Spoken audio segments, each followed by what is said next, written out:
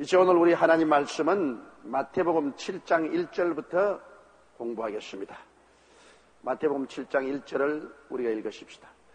비판을 받지 아니하려거든 비판하지 말라. 우리 하나님이 세상에 세운 법칙 중에 천지가 없어지기 전에 없어지지 아니할 법칙이 있습니다. 그것이 바로 심고 거두는 법칙입니다. 그것은 우리가 사는 자연 환경 속에서 심고 거두는 법칙을 우리는 잘 알고 있습니다.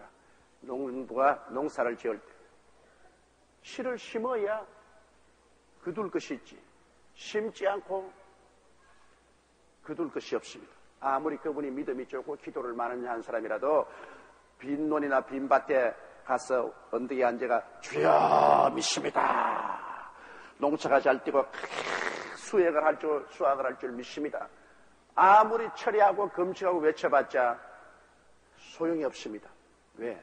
심어놓고 기도를 해야 되는 것이. 심어놓고 기도해야. 심지도 않고서 아무리 믿습니다를 외친들 소용이 없습니다. 그렇기 때문에 행함이 없는 믿음은 죽은 믿음이란 말이 그게 있습니다. 먼저 행함이라는 것은 심는 것을 말하는 것입니다. 먼저 심어놓고 난 다음에 우리가 믿고 기도하면 거둘 수 있죠. 우리 또 장사하는 사람도 안 가진 것입니다. 장사하는 사람도 그냥 점포 열어놓고 물건 갖다 놓으면 장사될 줄 아는데 그렇지 않습니다. 남에게 대접을 받고자 하는 대로 남을 먼저 대접하라는 말씀대로 그것도 심고 거두는 법칙입니다. 남을 먼저 대접해야 돼요. 물건을 사러 오는 사람에게 값싼 물건으로 오래오래 잘 쓸 수 있도록 해주고, 그리고 친절히 하고 헌신 봉사하고, 이거 힘든 것입니다. 사랑을 심고 신뢰를 심으면 그 다음에 많은 사람들이 고객이 되어서 와서 물건을 사주고 또 다른 사람의 선전에서도 데리고, 심고 거두는 법칙. 그냥 사기를 쳐서 비싼 물건을 엉터리로 선전해서 팔아먹고 난 모른다고 그렇게 하면 그는 잘못 심었기 때문에 그 결과로 신뢰를 잃어버리고 사랑을 잃어버리고 사업도 망해버리고 마는 것입니다. 이렇기 때문에 여러분 장사하는 것도 남에게 대접을 받고자 하는 대로 남을 먼저 대접하라. 이건 정말 일본 사람에게 배워야 돼요. 일본 사람들의 그 친절은 몸에 빼었습니다. 그 사람들 마음은 안 그래요. 실제 딱 대보면 마음은 안 그런데 겉으로는 어마어마하게 친절합니다. 그래서 그냥 간이 살살 녹도록 만들어주는 것입니다. 이래서 온 세계 사람들이 일본 물품을 사고 일본을 좋아하게 되고 일본이 경제대국이 되지 않았습니다. 우리 한국 사람들은 성격이 그렇게 친절하지 못해요. 그 봉사하는 이런 정신이 우리 한국에는 굉장히 부족하죠. 이러므로 우리가 무엇을 심든지 그대로 거둔다는 것들을 심어야 돼요. 또 크게 사업하는 사람도 자본을 투입하지 아니하고 사업에 결실을 얻을 수 없습니다. 땅을 사고 공장을 짓고 기계를 수집하고 원자재를 구입해서 물건을 만들어서 생산해서 그 다음 출하하고 하는, 이렇게 하기 위해서는 굉장한 돈이 필요합니다. 그러므로 자본을 먼저 투자해야 돼요. 심지 않고는 거둘 수가 없어요. 우리 한국이 지금 어려움에 처한 것도 투자를 할 돈이 없어요. 거지가 되어버리기 때문에 투자를 할 돈이 없어. 그러면 우리가 투자를 못하면 어떻게 할 것이냐? 외국 사람이 돈 가지고 와서 투자를 하도록 해줘야 되는 것입니다. 외국 사람이 와서 돈을 심어야 돈을 거두어서 노동자들도 열매를 따먹고 우리 한국의 국부도 늘어가지. 자본을 심지 않은데 어디에서 열매를 거둡니까? 그럼 우리는 돈을 심으려고 하니까 나라가 돈이 없어요. 나무 빚내가 심어가는 아무 이익이 없어요. 남이 돈 가지고 와서 우리가 심게 해줘야지. 그래서 외국인의 투자가 우리 한국에 있어야 우리가 사는데, 외국인이 우리 한국에 투자하는 조건이 뭡니까? 딱 한 가지입니다. 노동력의 정리해고를 법적으로 보장해달라. 일이 잘 될 때는 많이 고용하고 일이 안 될 때는 고용을 줄일 수 있는 법적인 장치를 해달라. 그겁니다. 노동계의 정리해고제의 장치를 법적으로 해달라. 그러면 우리 투자하지. 그러지 않고 철밥통이 돼가지고서 일이 잘 될 때나 안 될 때나 절대로 인원 감축 못 한다고 있으면 우리는 투자하지 않겠다. 지금 문제가 그게 있습니다.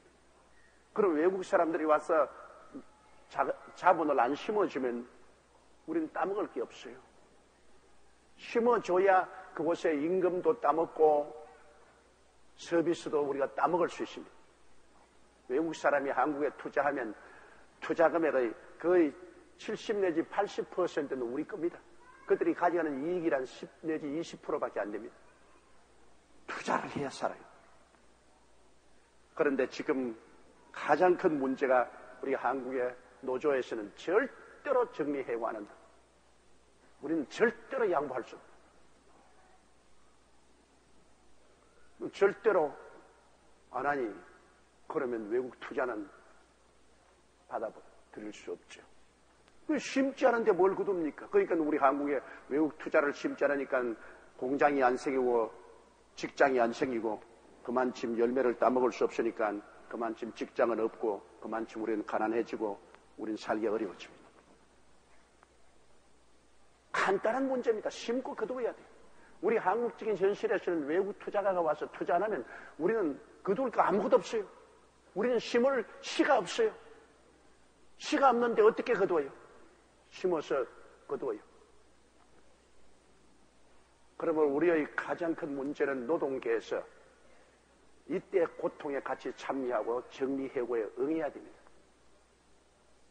참 생각해보면 여러분 지금 정리해고제를 도입하면 노동계가 손해를 보는 것 같지만은 정리해고를 안 하면 사업이 다 무너지기 때문에 100% 다 해고돼 버리고 맙니다. 뭐 회사가 무너져 버리는데 100% 해고지. 그러나 경제가 어려울 때는 정리해고를 하면 한 30%는 직장을 잃더라도 70%는 계속 직장을 가질 수가 있습니다. 그런 단순한 계산을 해봐도 그렇습니다. 그리고 또 정리해고제를 도입함으로 말미암아 외국에서 들어와서 많이 투자를 하기 때문에 직장이 많이 생겨나요. 그럼 30% 해고된 사람도 그곳에 가서 다 직장을 얻을 수가 있어요. 이것은 노동자도 살고 국가도 사는 길입니다. 그리고 김대중 당선자가 이것을 통과시키려고 발부둥을 치고 있는데도 노동계에서는 절대로 안 한다고 탁 발을 낸 것입니다. 큰일 났어요. 그러면 함께 다 거지가 되고 함께 다 죽어버린 겁니다. 우리가 어떤 어려움을 당할 때 우리가 이것도 나쁘고 이것도 나쁘면 덜 나쁜 편을 택해야 돼요. 그렇지 않아요? 두 개가 다 손해날 때 덜 손해나는 편을 택해야지 완전히 손해나는 편을 택하면 안 돼요. 그러므로 정리해고라는 것은 일시적으로 얼마간의 노동자들이 해고를 당한다는 손해죠. 그러나 그와 동시에 외국에 많은 투자가 들어와서 많은 직장이 생겨나고 많은 열매를 거둘 수 있다니 이거는 굉장한 이익이죠. 그럼 이 길을 택해야죠.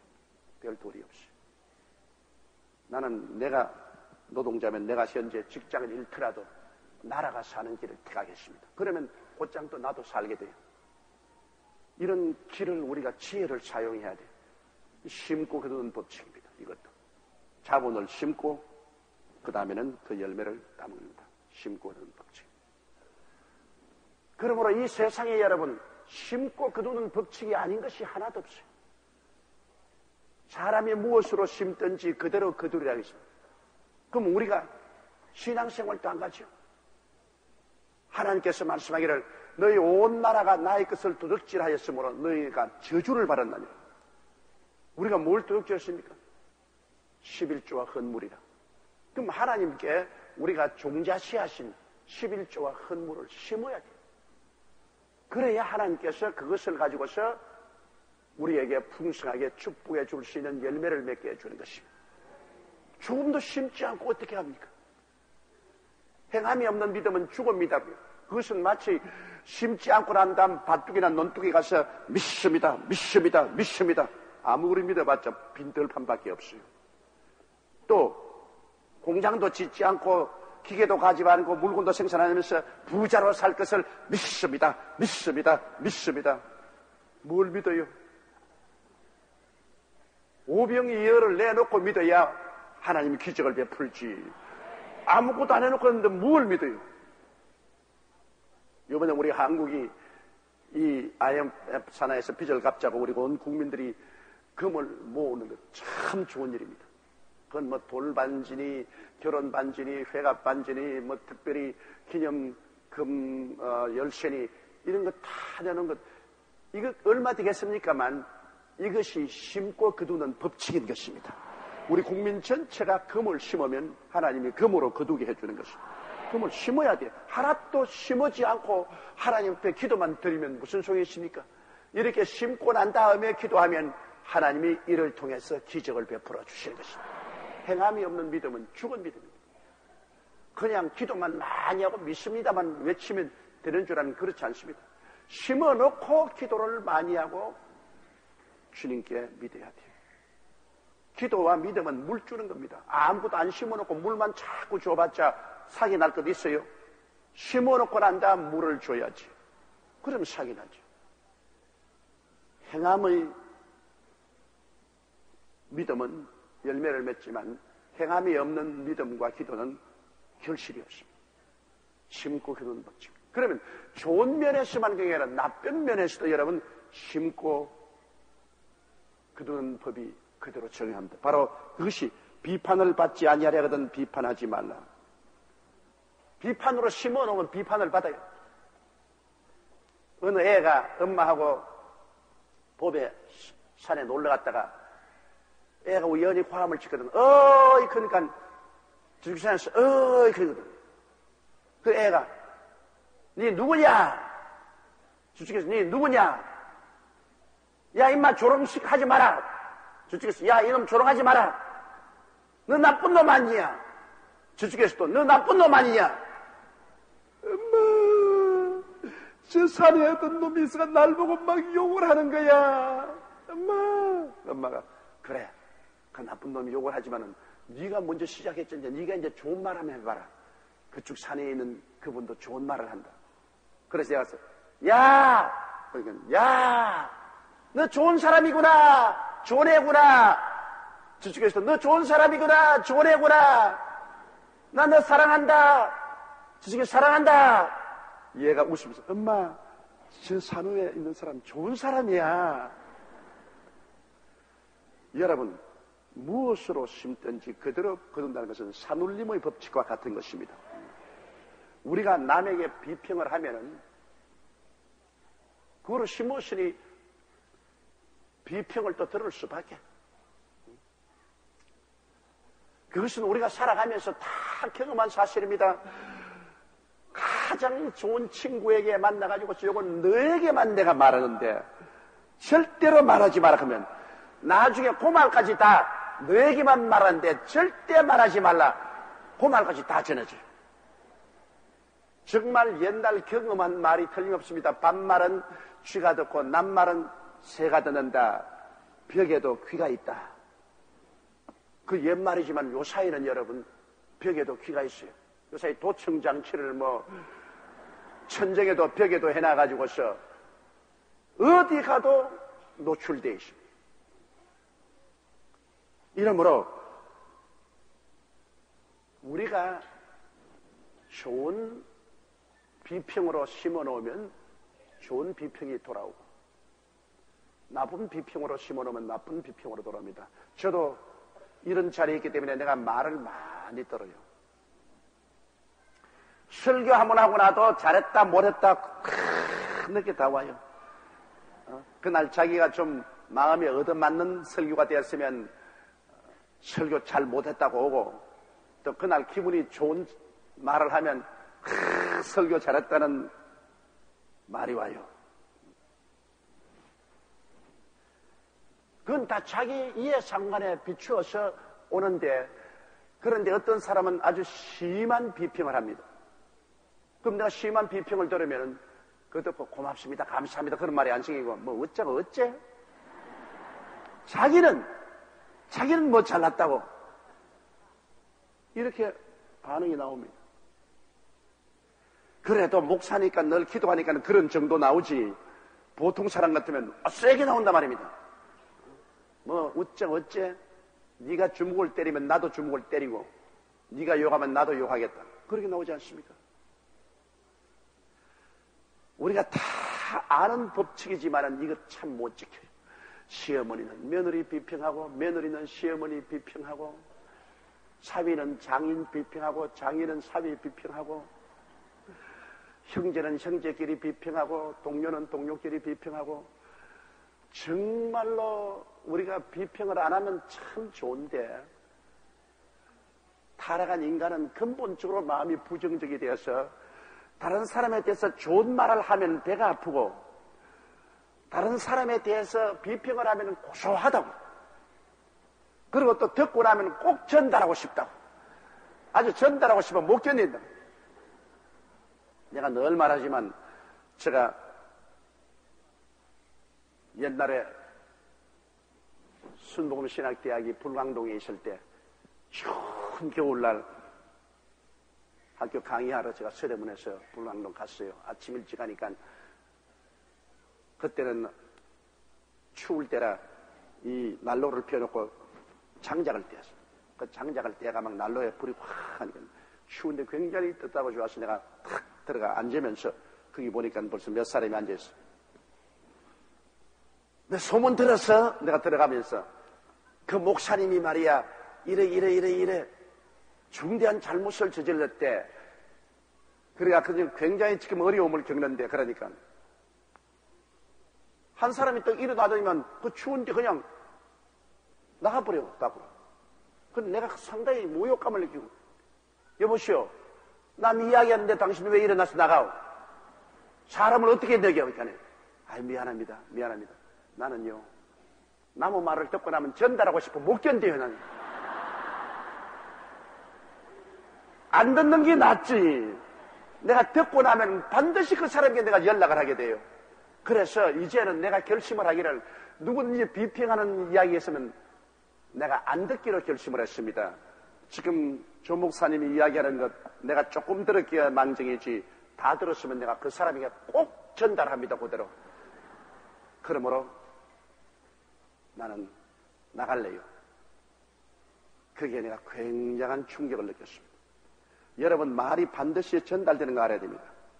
미국에 월요일마다 몇몇 목사님들이 모여가지고서 우리 기도회를 하자. 우리 회개하고 자복하고 우리 기도회를 하자. 그래서 목사님들이 모여서 그래 한 목사님 보고 당신이 먼저 고백을 하시오. 나는 목회를 열심히 하기는 하지만은 돈이 자꾸 탐이 나가지고서 교회 바치라고 들어오는 헌금을 내가 복회 때 좀 살짝 집어넣었습니다. 그게 마음이 참 가책이 됩니다. 그러니까 그건 내가 회개합니다. 다른 사람이 나는 또 내 죄가 있습니다. 무슨 죄냐? 나는 잘못해서 음란한 행위를 했습니다. 교회에서. 이래서 내 마음이 굉장히 아픈데 내가 고백을 못했는데 오늘 이런 좋은 시간이 있어서 내가 회개를 하게 되어서 참 좋습니다. 나는 회개합니다. 세 번째 사람, 당신 나는 남의 말 전달하는 죄가 있습니다. 그래서 듣기만 하면 남의 말을 전달을 자꾸 하는 죄가 있는데 와 이거 이 이야기를 듣고 하는데 못 견디겠습니다. 안녕히 계십시오. 근데 엄마 일어나고 그러니까 회개로 모였다가 막 이 사람이 나가서 그 교회 장로님들 집사님에게 연락을 다 해가지고서 박살이 나버렸어. 박살이. 그 사람은 남의 말하는 죄를 지었으며 그 죄를 회개하고 나면 그들에 가서 다 말을 해가 그 기도회 했다가 목사들이 신세를 망쳤다는 난 그 이야기를 들었습니다. 남의 말을 전달합니다. 그러면 반드시 그 말을 들은 사람이 또 좋은 말로서 전해오지 않습니다. 산울림과 한 가지입니다. 사람이 무엇으로 심든지 그대로. 이러므로 우리가 어떻게 하든지 평론은 할 수 있어도 비평은 하지 말아야 됩니다. 평론은 이 일이 잘 되었다 못 되었다를 정확하게 평론해야 발전을 할 수 있어요. 평론. 이 사람이 이 일은 잘한 일이다, 이 일은 못한 일이다. 그건 평론입니다. 평론은 이것은 정확하게 일의 잘되고 못됨을 결정해가지고서 그래가지고 발전하도록 하는 평론은 그거는 건설적입니다.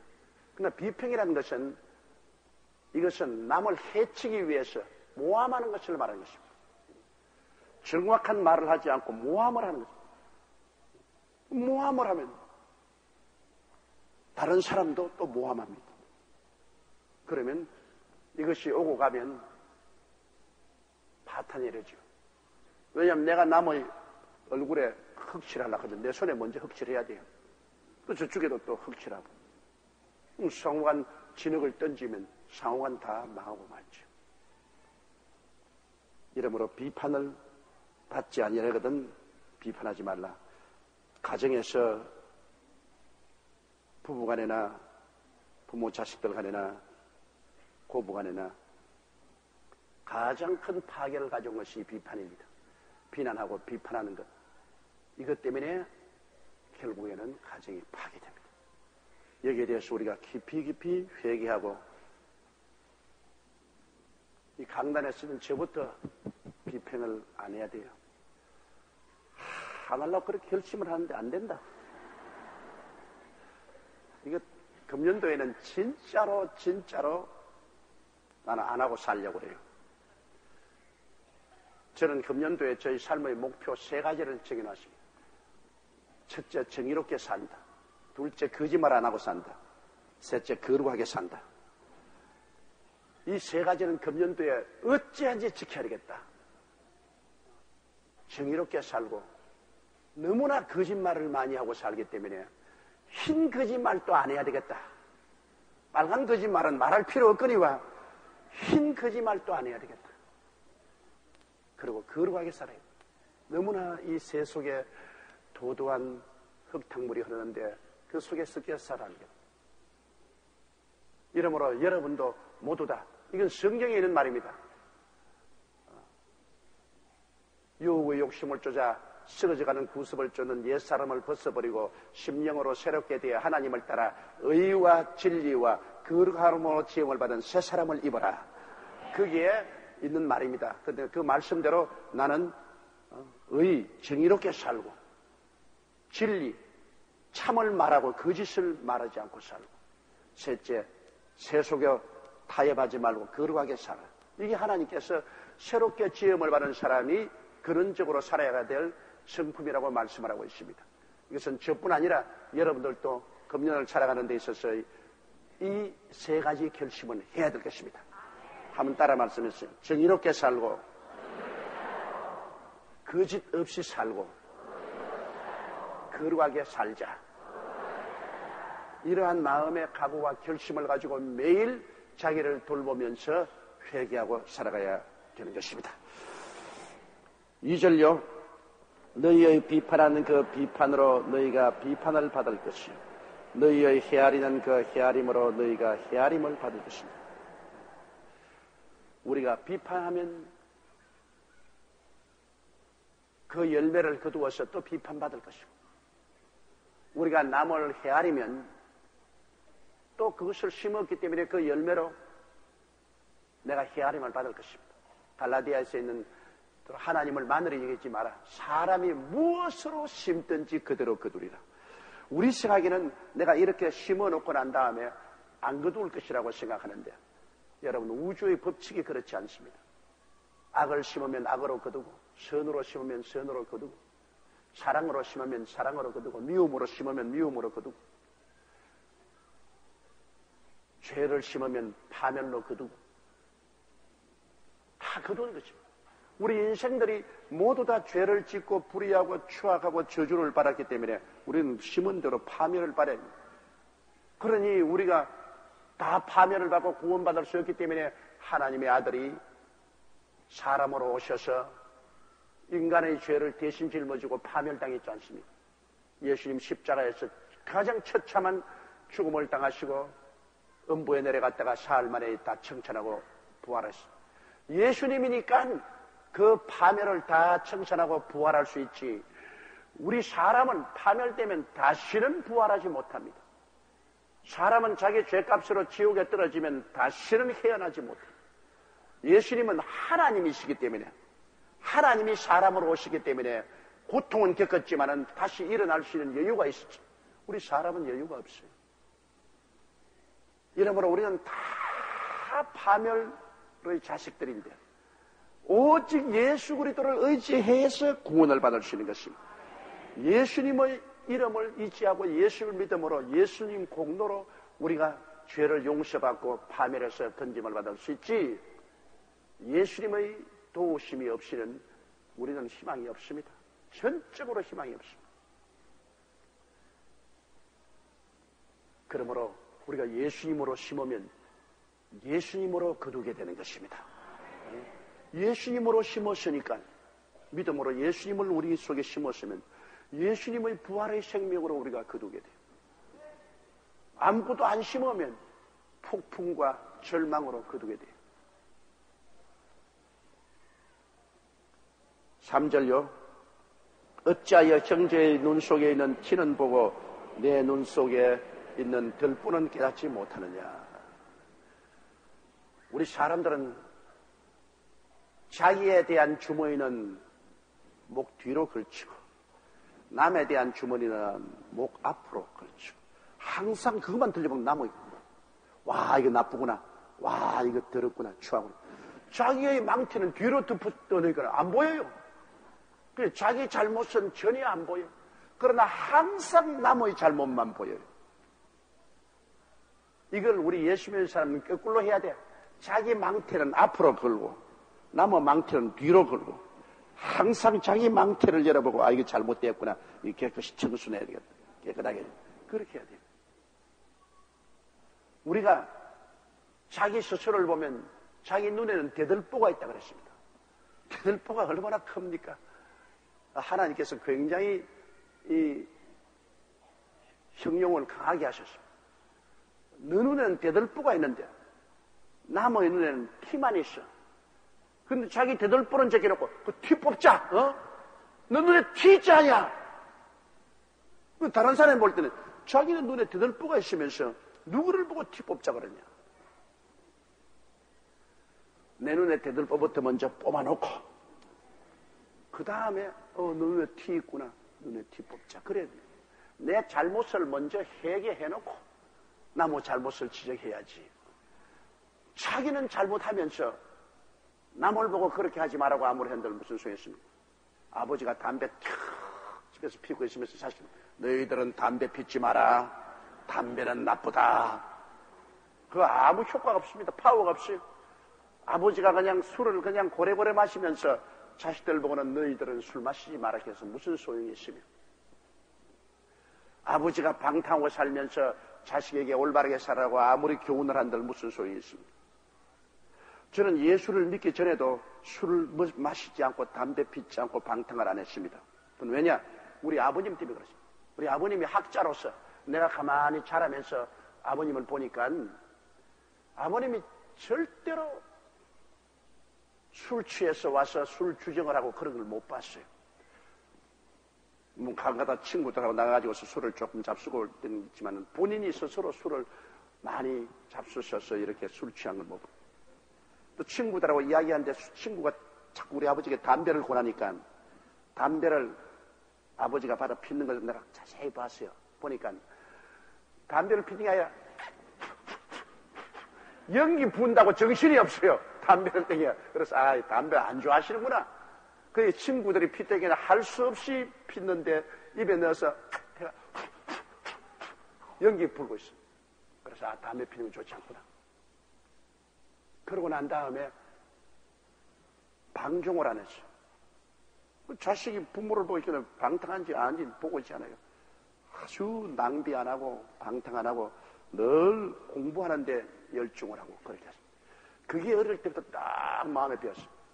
그 6.25 사변이 나가지고서 온 사회가 다 흐트러지고, 그 다음에는 우리 젊은이들 안 컨트롤하죠. 집에서 돌볼 수 없죠. 왜 벌어먹고 살려니까 나는 밤에 가서 부두에 가서 막 노동꾼들하고 섞여서 그냥 거기에서 온갖 잡탕 말 다 듣고 그러면서 그 부두에서 노동했지요. 그 다음 길거리 나가서 장사하지요. 뭐 그런 사람들하고 다 섞여서 돌아다니니까 교육이 있을 턱이 없습니다. 그게 막 가는 시대야. 그냥 거기 가서는 그냥 막 술 취하고 그냥 도둑질하고 다 담배 피고 그 다음에는 또 젊은이들 모이가 전부 창녀촌으로 가고 그런 가운데 있었는데도 불구하고 정말로 나는 술도 취하지 않냐고 담배도 피지 않고 그 한참 젊은 시절인데도 그 많은 사람이 그냥 이끌려가서 막 끌고 창녀촌으로 가고 해도 내가 그거 안 끌려 들어갔습니다. 그건 왜냐? 우리 아버지가 내게 옳게 심어놨기 때문에 내가 아버지가 늘 보인단 말입니다. 나도 그렇게 방탕하고 싶은 생각이 있었어요. 근데도 우리 아버지가 술 취하지 않냐고 담배 피지 않냐고 그랑 방탕을 했는데 내가 그 자식으로서 그렇게 할 수가 있느냐? 난 못한다. 이 이미지가 마음에 딱 잡혀 있어가지고서 우리 아버지가 심은 대로 내 생활 속에서 거두었다고요. 그런데 예수 믿기 전에도 저는 방탕하지 않았습니다. 그러고 난 다음 되고 나서 예수 믿고 들어오니까 뭐 술 취하고 담배 피는 건 절대 안 하죠. 이러므로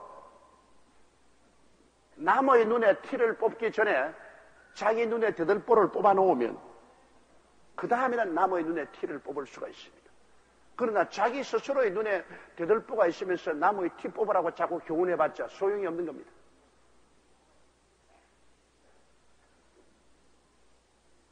우리는 먼저 자기가 변화되어야 돼요.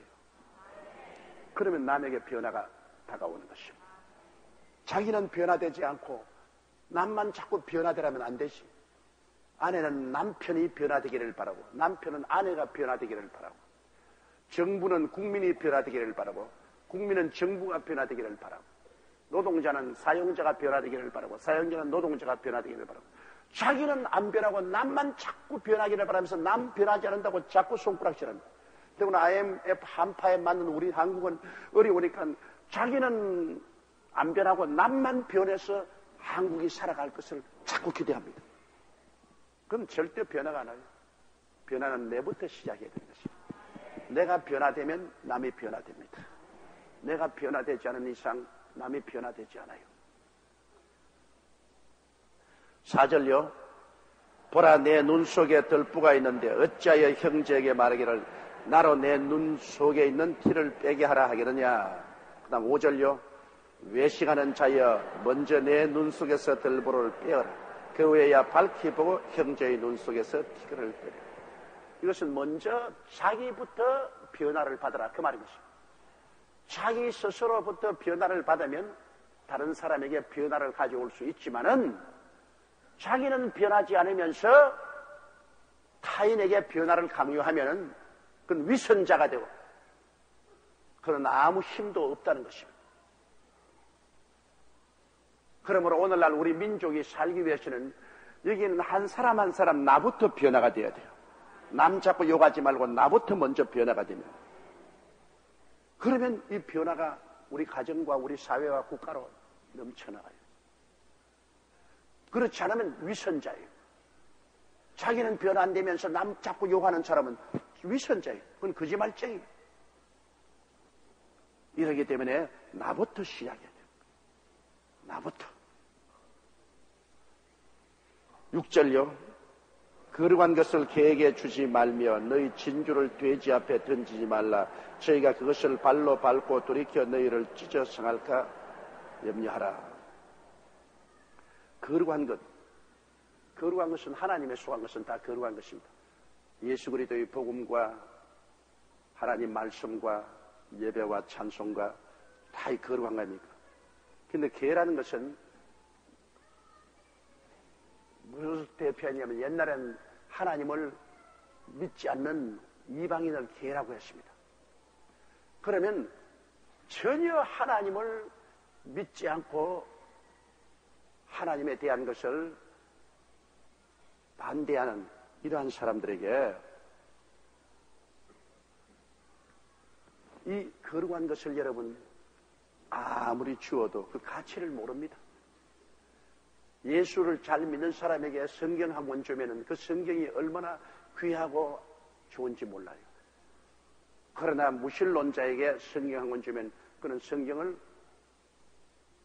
집어 던져버립니다. 그리고 집에 가서도 방구석에 던지거나 창고에 던져 넣어버리고 손을 쓰지 않습니다.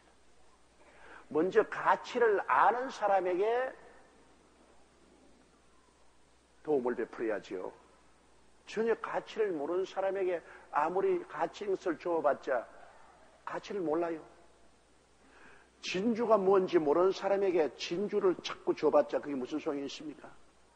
다이아몬드의 귀함을 모르는 사람에게 다이아몬드를 줘봤자 그게는 돌멩이에 불과한 것입니다. 이러므로 전혀 하늘나라를 모르는 사람, 그런 사람에게 가가지고서 아무리 그 집에 가서 기도를 하고 예배를 드려 봐줘봤자 기도하고 예배 보는 것이 중요한 줄 모릅니다. 귀한 줄 모릅니다. 이러므로 우리가 터무니없이 전혀 무관심한 사람들에게 계획에 거룩한 것을 주지 말은 것입니다. 여러분 전도하더라도 전도를 받아들이고 이 전도하는 것을 귀하게 여기고 받아들일 만한 사람에게 전도의 가치가 있죠. 무조건하고 전도에 대해서 어마어마하게 반대하고 이것을 거역하는 사람에게 아무리 전도해봤자 그는 시간 낭비에 불과한 것입니다. 우리가 쭉 전도해보면 알잖아요. 아무리 안 믿는 사람도 이 전도, 복음 전도하는 것을 귀하게 여기고 받아들이고 믿든 안 믿든 귀하게 여기는 사람들에게는 효과가 있어요. 전혀 여기에 대해서 무관심한 사람에게는 이것 아무리 줘봤자 소용이 없어요. 그러므로 그러한 사람에게 대해서는 전도 안 하는 게 오히려 유익될 때가 많습니다. 우리가 입을 열어 전도해야 될 상대가 있고 입을 열어서 전도해봤자 아무 소용도 없는 그런 상대도 있습니다. 그건 우리 성령님만 아시기 때문에 우리가 하나님 성령께 늘 의지해서 하나님의 성령이 여기는 전도하라 그렇게 소문을 주시면 우리가 전도하고 성령이 여기는 전도해봤자 소용이 없다. 이것은 아예 계획에 거룩한 것을 주는 것과 한 가지다. 그럴 때는 우리가 거기에서 상가해야 될 것입니다. 에너지를 쓸데없이 소모할 필요가 없습니다. 거룩한 것을 계획해 주지 말며 너희 진주를 돼지 앞에 던지지 마라. 여러분, 돼지가 진주 귀한 거 알겠습니까? 우리 사람이야 진주를 주면 진주 목걸이, 진주 반지 귀한 거지. 돼지는 진주보다도 꾸정물을 더 좋아합니다. 썩은 쥐새끼라든지 썩은 밥찌꺼기인지 그러기 돼지가 좋아하지 진주를 돼지가 좋아합니다. 가치를 모른다 말입니다. 가치를. 여러분 우리 신앙이 얼마나 진주같이 귀합니까? 너무나 귀합니다.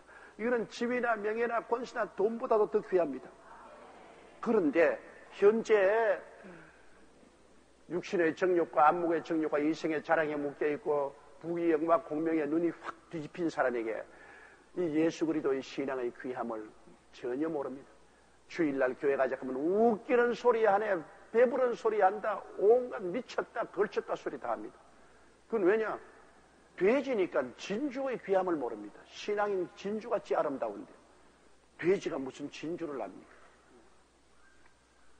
그렇기 때문에 우리가 신앙생활을 하고 전도를 하되 분별 있게 하라는 것입니다. 무분별하게 하지 마라. 아예 전도해봤자 소용도 없고 신앙에 대한 이야기해봤자 전혀 먹어들지 않은 그런 개나 돼지 같은 그런 상황에 있는 교회는 상가하는 겁니다. 그래서 우리 주 예수 그리스도께서 여러분 가는 곳마다 전도하시지만 예수님이 입을 딱 다물고 한마디도 전도 안 한 데가 있습니다. 예수님 자체가 예수님이 잡혀서 안나스와 가야바의 뜰에 있을 때 예수님 보고 예언하라고 막 협박을 하고 네가 하나님의 아들이냐고 협박을 하고 그래도 예수님 입을 다물고 말을 안 했습니다. 막 때리고 수염을 뽑고 해도 예수님 가만히 있었어요. 왜? 그건 전부 다 개요 돼지입니다. 그 안나스와 가야바와 그 뒤에 있는 바리새 교인, 사두개 교인, 교법사들은 모두 다 개와 돼지요. 그러므로 주님께서 그들에게 거룩한 진리의 말씀이나 아름다운 신앙의 진주를 던지지 않았어요. 예수님이 늘 전도하신 것은 주님께서 일반 서민들과 죄인들에게 전도했지요. 바리새 교인이나 사두개 교인이나 교법사들에게 주님 전도하지 않고 주님은 오히려 그들에게 심판했습니다. 이 회칠한 무덤이야. 주님께서 그들에게 독사의 자식들아, 주님께서 심판을 하셨지 그들에게 진리는 전파하지 않았습니다. 왜? 그건 개와 돼지입니다. 예수님이 빌라도의 뜰에서 심판받았을 때 그렇게 많이 예수님을 참수하고 욕을 해도 예수님이 대답을 안 했어요. 그들에게 너 참수하지 말고 예수를 믿어라 그런 말 안 했어요. 가만히. 빌라도가 이상히 느끼고 저렇게 많은 사람들이 너를 비난하는데 네가 아무 말도 대답을 하지 않느냐. 예수님께서 대답하지 않으셨습니다. 그건 왜냐? 그 무리들에게 주님께서 아무리 전도해봤자 소용이 없습니다. 그건 개에게 거룩한 것 던지고 돼지에게 진주 주는 것과 한 가지입니다. 오히려 그렇게 말하면 할수록 더 달라들어서 물고 찢을 것입니다. 주님 입 다물어 버렸습니다. 예수님께서도 전도할 수 있는 사람들이 있고 못할 사람들을 주님께서 아셨습니다. 그래서 예수님은 일반 창녀나 세리들이나 죄인들에게는 주님께서 뜨겁게 전도했지만 위선자들, 바리새 교인이나 사두개 교인, 교법사 그런 사람들, 대제사장이나 제사장들 이 사람들에게는 주님 전도하지 않으셨습니다.